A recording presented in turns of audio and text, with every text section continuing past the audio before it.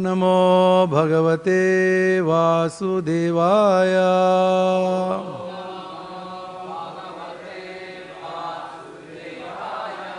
ॐ नमो भगवते वासुदेवाय।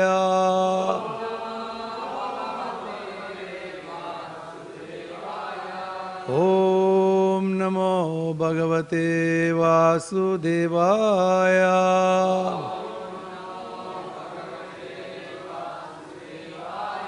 नारायणं नमस्कृत्यं नरं चैव नरोत्तमं देवीं सरस्वतीं व्यास ततो जयमुदीरये। नष्टप्रायेषु अभद्रेषु नित्यं भागवत सेवया भगवते उत्तम श्लोके भक्तिर्भवति नैष्टिकी।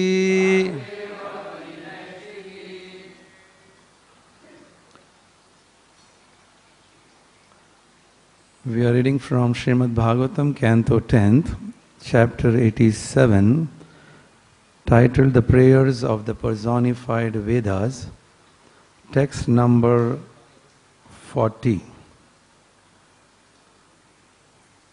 Tvad avagamī na vetti bhavad-uttha-śubhāśubhayor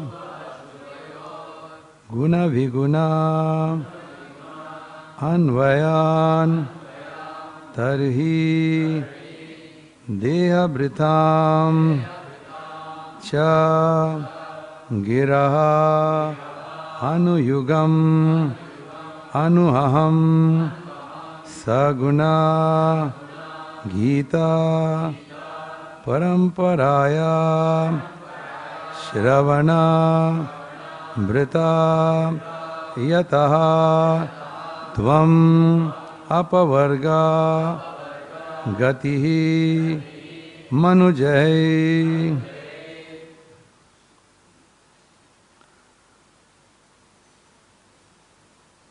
Tvad avagamī na vetti bhavad-uttha-śubhāśubhayor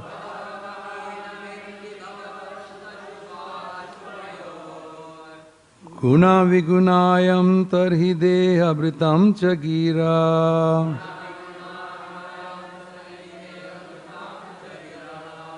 anu-yugam anv-ahaṁ sa-guṇa gīta-paramparayā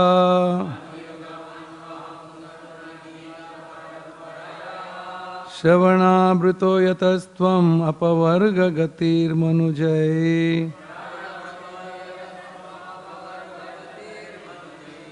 tvad avagamī na vetti bhavad-uttha-śubhāśubhayor guṇa-viguṇānvayāṁs tarhi deha-bhṛtāṁ ca giraḥ. anu-yugam anv-ahaṁ sa-guṇa gīta-paramparayā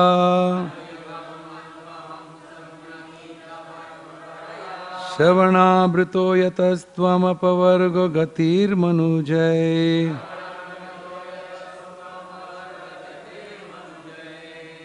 tvad avagamī na vetti bhavad-uttha-śubhāśubhayor guṇa-viguṇānvayāṁs tarhi deha-bhṛtāṁ ca giraḥ.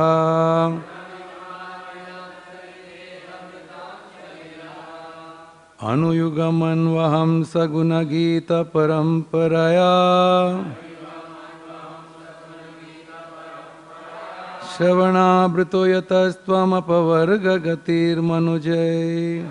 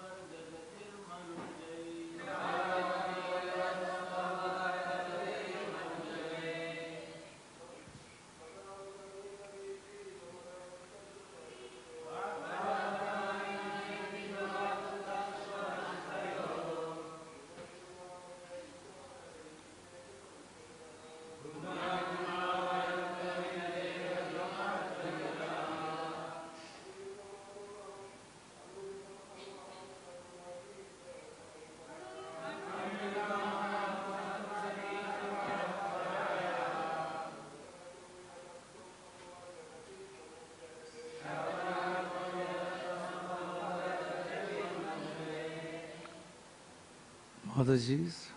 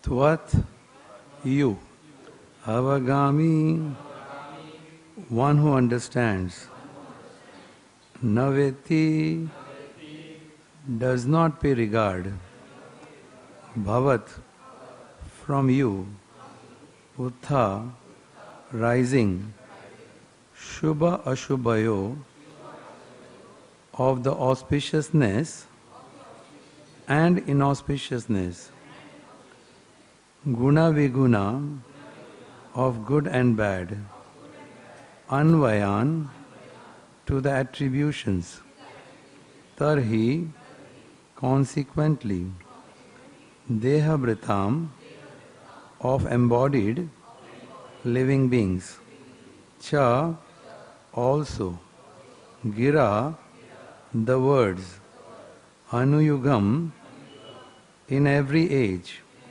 anu-aham, every day, sa-guṇa, so you who are endowed with qualities, gīta, of recitation, paramparayā, by the chain of succession, śravaṇa, through hearing, bhṛtaha, carried, yatas, because of this, tvam, you, apavarga, of liberation, gatihi, the ultimate goal, manu-jaiḥ, by human beings, descendants of Manu. Translation and purport by the disciples of His Divine Grace A.C. Bhaktivedanta Swami Prabhupada. When a person realizes you, he no longer cares about his good and bad fortune arising from past pious and sinful acts.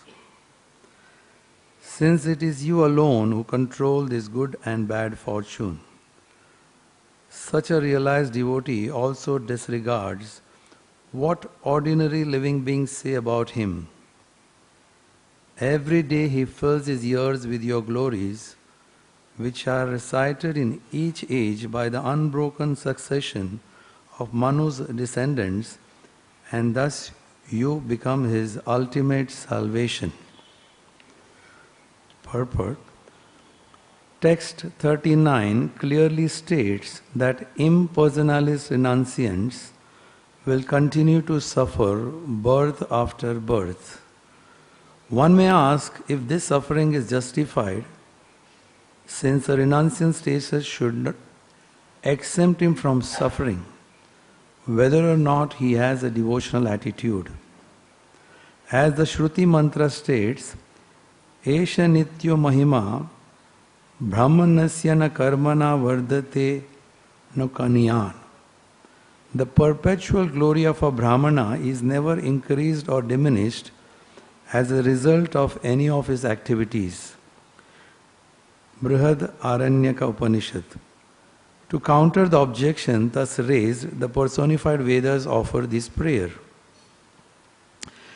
Impersonalistic jnanis and yogis do not qualify for full relief from the reactions of karma, a privilege reserved only for those who are tvad avagamī, pure devotees constantly engaged in hearing and chanting topics concerning the personality of Godhead.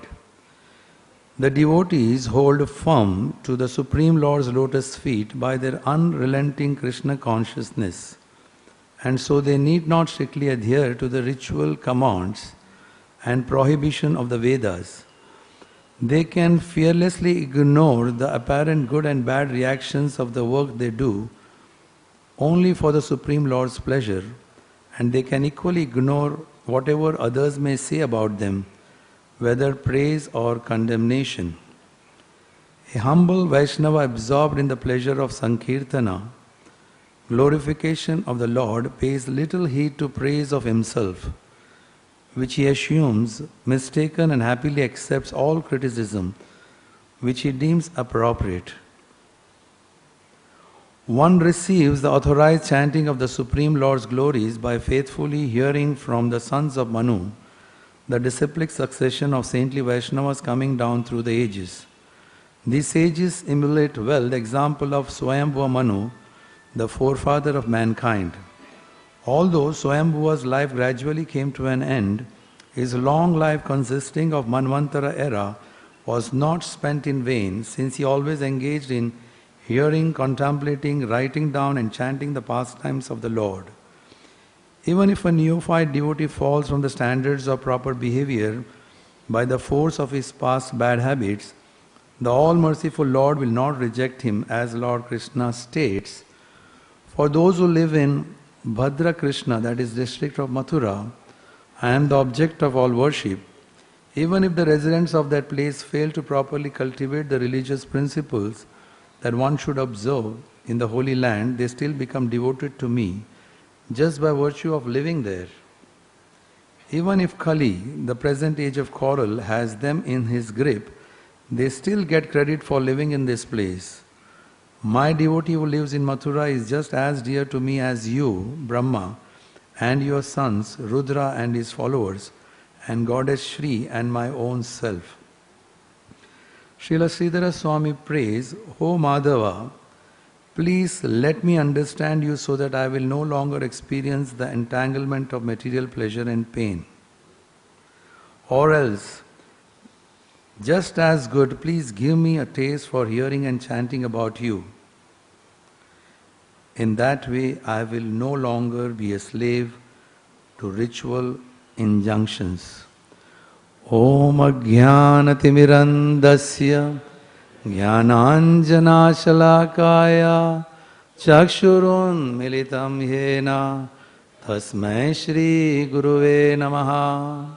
Shri Chaitanya Manobhishtam Stapitam Yena Bhutale Swayam Rupa Kadamayam Dadasi Swapadantikam Vandeham Shri Guru Shri Yuta Padakamalam Shri Guru Vaishnavamsya Shri Rupam Sagrajatam Sagana Raghunatham Vitam Tam Sajivam Sadvaitam Savajutam Parijana Saitam Krishna Chaitanya Devam Shri Radha Krishna Padam Sagana Lalita Shri Vishakhanvitamsya Namahom Vishnu Padaya Krishna Prasthaya Bhutale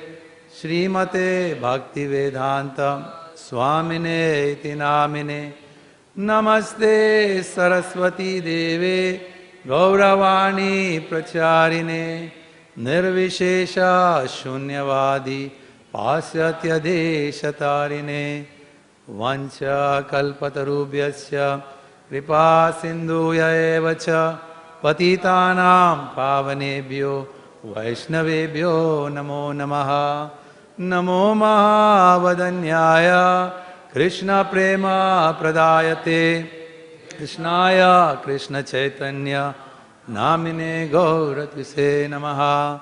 He Krishna Karuna Sindhu Dinabandhu Jagatpate Gopesha Gopika Kanta Radha Kanta Namostute Tapta Kanchana Gaurangi Radhe Vrindavaneshwari Rishabhanu Sute Devi Pranamami Hari Priye Shri Krishna Chaitanya Prabhu Nityananda Shri Advaita Gadadhar Shri Vasadi Gaura Bhakta Vrinda Hare Krishna Krishna Krishna Hare Hare Hare Ramo Ramo Ramo Hare Hare.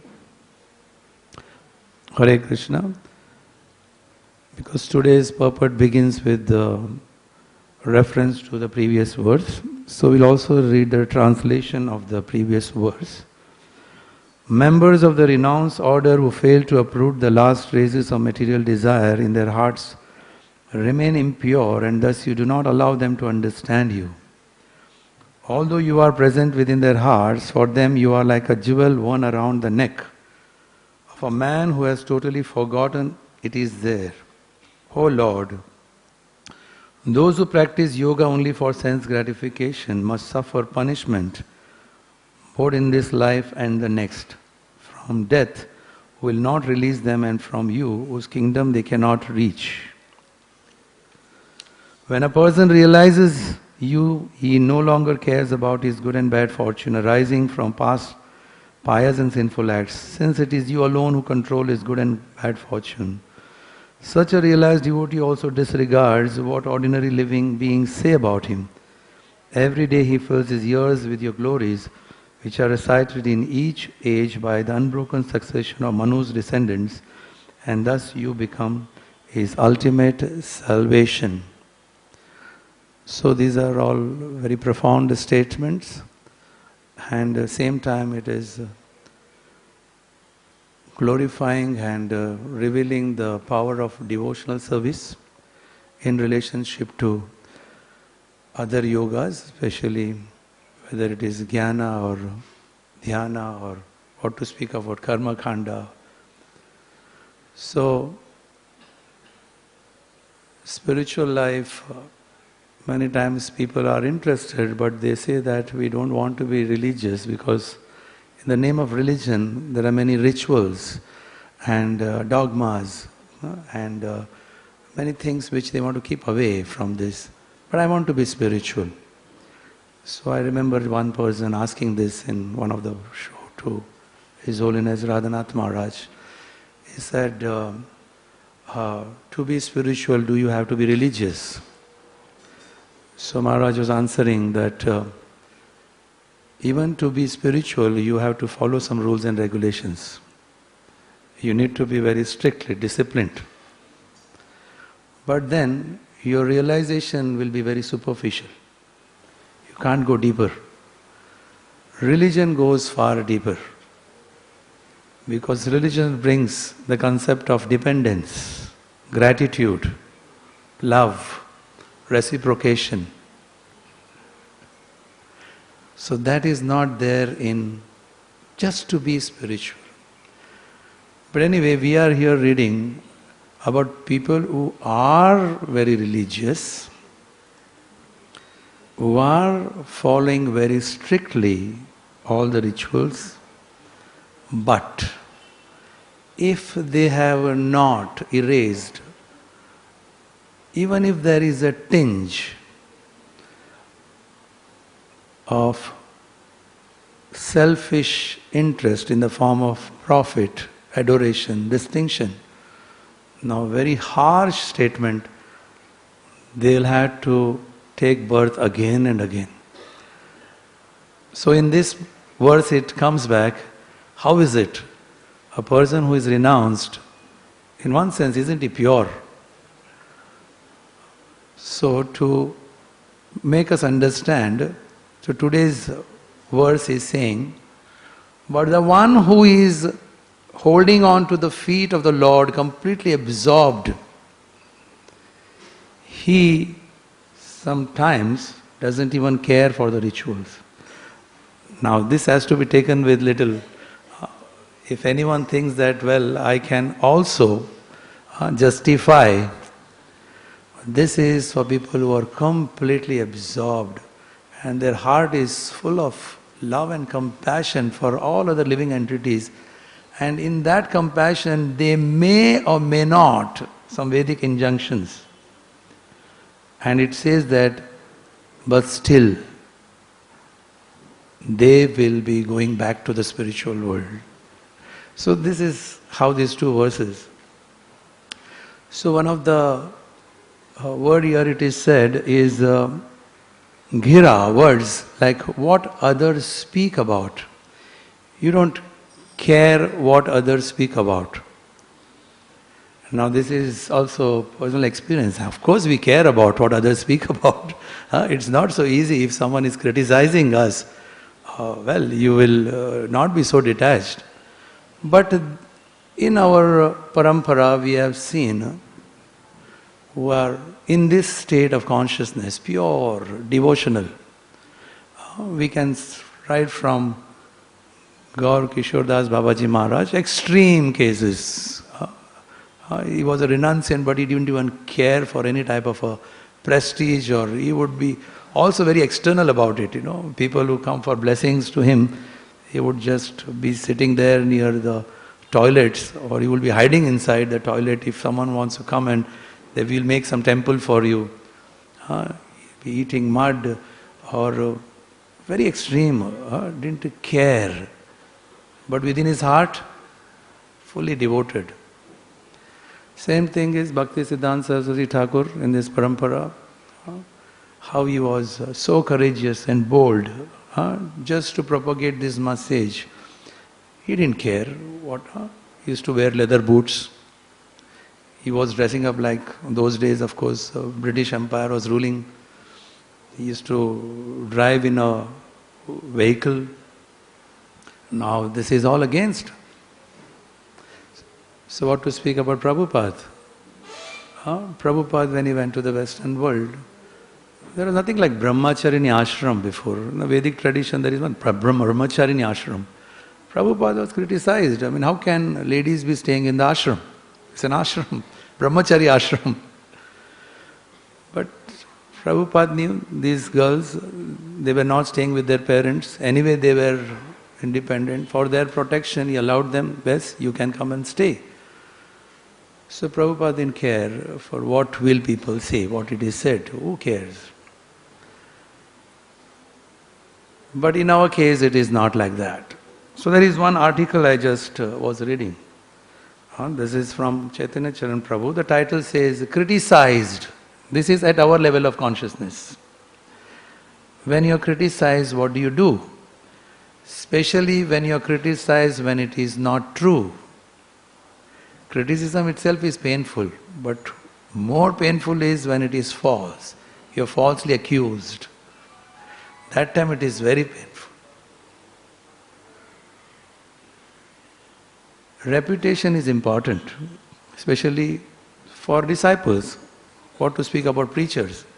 If the preacher's reputation is not good, who will come and hear him? They have a doubt about it. So for a disciple, reputation is very important, and if he is not very careful about his reputation, it is reflecting on his guru. If you are like this, how are your guru? If you are doing something good, oh, how great your guru must be. So it is not something which is not connected. Just like in the case of Jay and Vijay, they did some mistake and Narayan took all the responsibilities. He said, I am responsible because they were representing me.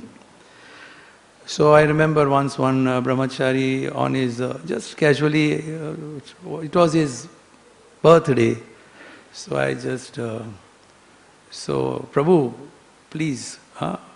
So he said, please pray for me. Such a profound, I have still not forgotten. He said, please pray for me that I don't let my guru down. You can keep on thinking, right? How often do we think like that? That any of my activities, my behavior, my actions, I should not let him down. Means it's my reputation. So that sense, when it is criticized, well, there is a scope for clarity. You can go and... But then if the person who is criticizing is very hostile and is not prepared, how do you go and clarify? So then you have to use some way, intermediate person who is neutral. Well, it's not like this. The perception is wrong. So just to see that, that is clarified. Because when this is done, many times the relationship improves. Otherwise, if it is not done, it just remains thinking that if you don't do it, it's as good as you accepted that it is true. So the person who's criticizing thinks, yes, see, I told you. So there is a scope. Of course, there is also a scope to counter it and say that your perception is wrong if there is an error in the perception. And there is again a scope to directly talk if he is intelligent enough to accept the perception is wrong. But the most difficult thing is a person has already developed or fixed, as it is said, a man convinced against his will is of the same opinion still. If no type of discussions, a dialogue is going to help because he is fixed. So there is the scope for ignoring. Now, ignorance doesn't come so easily, because if you ignore, that means also it means that you accepted it. But these type of things will not be possible unless we see there is some divinity in this. That means there has to be awareness, something beyond what is happening. Of course, Bhagavad Gita says about tolerance, that like Prabhupada would say that don't blame the instrument of your past karma. It's just an instrument. So that means it's not the person responsible. But there is one very nice thing I heard when in Maharaj, one of his class, is giving about how sometimes clarifying can bring about transformation in the person who is criticizing. This is a real life story which happened in US. Now, the public prosecutor there, they are very aggressive about proving that how this person is guilty and to put them behind bars. And the more they put people behind bars, the more credits they get and the more they go up in their, hierarchy. They get promoted up, and they can also contest to be a mayor. Public prosecutors, this is how they are very much this. So this one public prosecutor, very shrewd, very sharp, very intelligent, he put this lady behind bars. She was a young lady, she was married, she had children. He put her behind bars and, everything is over. Case is lost. So she wrote a letter to him. I know I can't do anything. I am behind bars. The accusation was she was selling drugs and prostitution. This is what she was accused. And it was proved. It was proved that she was selling drugs. So now she had scope to just, she said that, I can't do anything now, but I'm just thinking about my children who are there out, unprotected. One of them 4-year-old, one 8-year-old and 10-year-old. What will happen to them? So I wanted to write a letter to you. She wrote a letter that when I was young, I was sexually abused. So she already had that type of an impression. So we don't know how when people react, what is their past and how do they get into these type of actions. And when she grew up, she got married and she had 3 children. Her husband ditched her. Now she was alone with 3 children. She had to take care of the children. She had to provide them food. She has to provide them shelter and medicine. And of course her whole physical presence. Now these children are so small that daytime she has to be there with them because they are so small. So only thing if she has to earn is earn when they are sleeping. So when they are sleeping, she used to get into this type of activities, She used to do prostitution, selling drugs. But anyway, I had to tell you this. So I was a little concerned that what happened to me may happen to my children. That's why I'm concerned. She wrote this letter. Now this is a clarification, whatever you can say. So when he read this, obviously his heart melted. So he gave up his public prosecution and he became a criminal lawyer.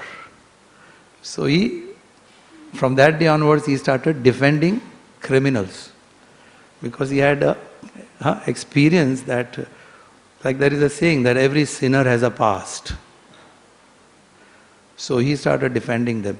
So just a point that to bring out that how we are very judgmental. This is a very serious topic that like a few days, just a day before yesterday, one of my friend we were together in college, now he's a psychiatrist in Canada, he came here. So he came with this concept about that most of my patients who have this depression and this problem, one of the reasons why they continue to be depressed and the medicines are not effective is because they have not forgiven the person who has caused them this damage. The not forgiving thing in the heart, health research has already proved it, documented, that not forgiving is the cause of many emotional and physical problems. Emotional people can be non-functional. So he wanted to know more about what does religion say about forgiveness. But then he himself had his own techniques. He said, these are the steps, these are the techniques, because people want. When they did a research in the US, people said, more than 90% they said, yes, we would like to forgive, but how? Because it is so deep within, the scars are so deep within, how do I do that? Now all these modern science techniques, I hope and pray that it works, but nothing like spiritual knowledge. So same thing when someone is criticized, the Bhagavad Gita says that you have to tolerate, because this has nothing to do with your body. You are a soul. So you should not get affected, just tolerate. But more important than tolerance is to understand that awareness that we are very insignificant. Now that comes only in relationship with the Lord. The more you understand the Lord's nature, His mercy, that to that degree we understand how insignificant we are. A person who realizes how insignificant he is, I'm sure his expectations are not high. So there is no question about anyone. So now here in this verse it says, one who is self-realized. Is this the word? That word says, the first word, tvad, avagamī, the person who has, this is realization. This is realization, means he is so much within, pure. So nothing, and who says what doesn't affect him. But our level of consciousness to establish our reputation behalf of a Guru Maharaj, if it is not true, there is a scope to defend. But the most difficult thing is when thing is already established and there is no scope for any clarification. People have fixed perception. What do we do? So Chaitanya Prabhu puts one very nice, this is said by George Bernard Shaw. He said, I learned long ago never to wrestle with a pig. You get dirty and besides the pig likes it. Now this is a very harsh statement to say that someone who is criticized. Of course it is not that we say the person who is criticized is like a pig and who is not going to accept any clarification. But it means that the nature, there is no way to fight it. Because you go to fight, it is not going to end, it is going to become more and more acrimonious, and then your relationship is going to become worse, and the wrestling, he likes it. So when do we ignore or just leave it, give it up? What to do? It's Lord's will. So these type of things is an inspiration that how do we react when. So he also adds very much for our inspiration that actually for our own introspection, when the Lord is putting in that situation, it is for our own good. Because the Lord never does anything, it's just a mercy. So he gives analogy of a goldsmith putting gold in fire. Now when the gold is put in fire, all the unwanted things get destroyed and the gold comes out shining. Isn't it? Now, when the gold is shining, everyone can see it. But a person who is tolerating, it's not necessary that everyone can see it. But those who have that vision, they can see, oh, this person is really has a strong nature. He is just tolerating, even though he is not wrong, he has just not, he is given up. And so similarly, so everyone may not be able to see, but some people will see that shining nature within. So there is a scope for tolerance in this type of situation, but same time it has to be balanced. That when we need to confront, counter, clarify, this should be done. Or it is also like that goldsmith, the critic who not be able to see means the goldsmith is doing it, but his face gets covered up with so much of, soot, darkness, that he can't see it. The one person who has put in, he can't see it, but others can see it, that the gold is shining. So these are few things in relationship to these verses for our own spiritual growth. Relationship is one of the most serious problem all over. And no relationship can survive if you don't have this type of ideas that why does it happen, and forgiveness becomes one of the most integral part for anyone's development. So this one of my friend is saying all over the world, he's saying patients walk in, depressed, they've gone to so many doctors, nothing is working. And suddenly one day we just have some type of counseling, and the doctor asked her, how are you feeling? No, I stopped all the drugs. How is that? Then no, I had gone to the church or something like that, and I have forgiven that person. So in English there is a saying that not forgotten is not forgiven. But that is not true. You may forgive, not necessarily that you have to forgive. You can't forget. But forgiven. So you come out of depression. A healthy condition. So this is happening. So on the positive side, if you have to know, we already spoke about such personalities who have lived a life. There was few days back reading about one such personality is Narahari Chakravarti Thakur in Chaitanya Charitamrita. Now he, right from birth, he was a celibate, pure. His father was disciple of Vishwanath Das Chakravarti Thakur.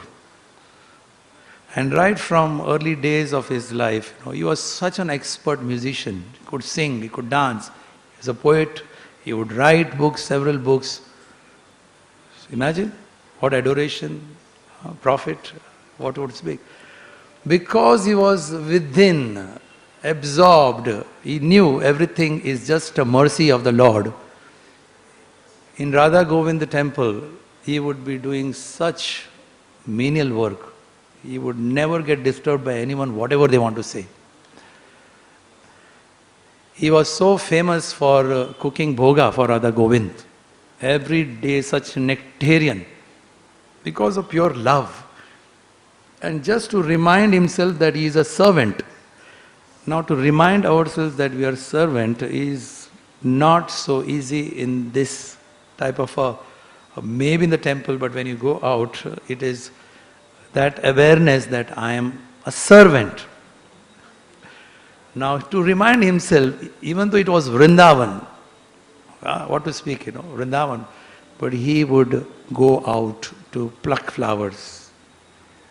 He will prepare chandan. He will go to the forest and get wood. with this attitude that I am just a servant and to serve the Lord, and he would fan Radha Govindaji standing outside the altar by pulling the rope. So there is a fan inside. The fan will move like this. It will pull.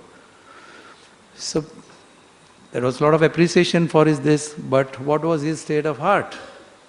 He would say that I am a wretched soul. Now, you can't say like that, but really from his heart he was speaking that I don't deserve anything. This is just a mercy of you all and my spiritual master. Because you are allowing me to do it. Imagine you are allowing me, so I am getting an opportunity to do it. That's all. I am grateful for all these things. I don't have anything. Now this is Narahari Chakravarti Thakur, and this way there are several personalities in Chaitanya Leela who reveal to us that this term tvad avagamī, isn't it? One who has understood. The Lord, as the previous verse says, that one who has not understood, it is like a very valuable jewel on his neck, but he is not aware of it. So he is looking into many other things. But one who knows it, this is how he deals with others, this is how he behaves, because he is fully satisfied within. So he doesn't care for all the auspicious, inauspicious, good and bad fortune happening. And he is not bound by the laws of nature. So he goes back to the spiritual world, means he doesn't have to take part. So this is what was same thing we saw in Prabhupada. And now this is the month of marathon. Prabhupada would, some journalists used to come and ask, oh, you, Swamiji, you have authored so many books. And Prabhupada would say that, no, I have not written these books. It is Krishna who has written these books. The journalist will be bewildered. He will say, how can Krishna write books? So the disciple who is sitting next to Prabhupada, he said, what Swamiji means is, Krishna inspires him, he gives him the intelligence and he writes. So Prabhupada immediately said, who said that? Who's saying that? He said, it is Krishna writing it. Prabhupada was so sure.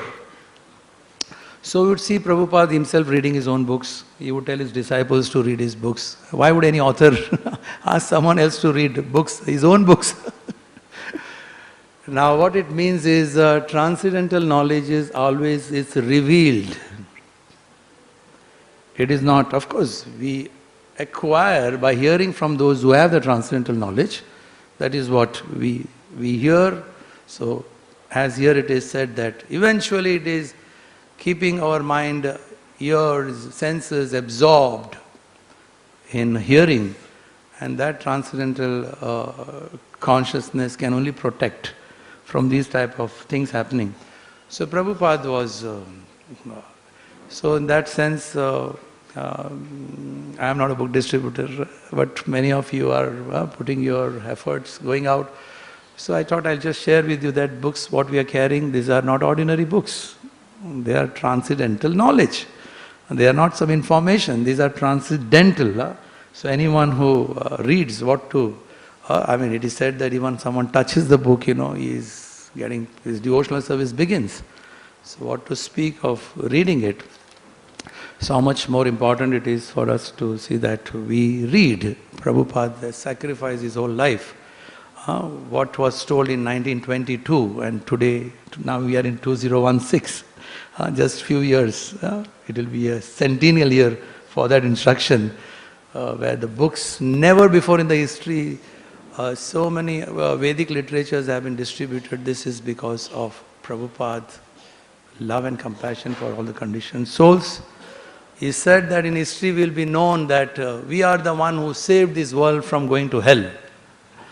This looks very exaggerated statement, but it's a fact. Anyone who reads these books, his life changes. He's going in the direction. So here is an opportunity where Prabhupada is giving us books he has left behind, and in the previous verse it is said, one who is very austere, is doing all the rituals, is very fixed, is renounced, he's controlled his mind and senses, but then deep within his heart there is desire for profit, adoration. He goes. It said he takes birth again and again. Death has captured him. So we can also meditate about Prabhupada's sacrifice in this age of Kali Yuga. Quarrel and hypocrisy. Criticism is very, very common and natural. Here I tried to focus on who is criticizing us. I didn't talk about we criticizing others. The focus on we criticizing others is another subject. But here it is, if we are criticized, how do we see it in all these contexts? So thank you very much for your attentive hearing. Srimad Bhagavatam Puran ki jai. His Divine Grace A.C. Bhaktivedanta Swami Prabhupada ki jai. Prabhupada Transcendental Book Distribution Marathon ki jai.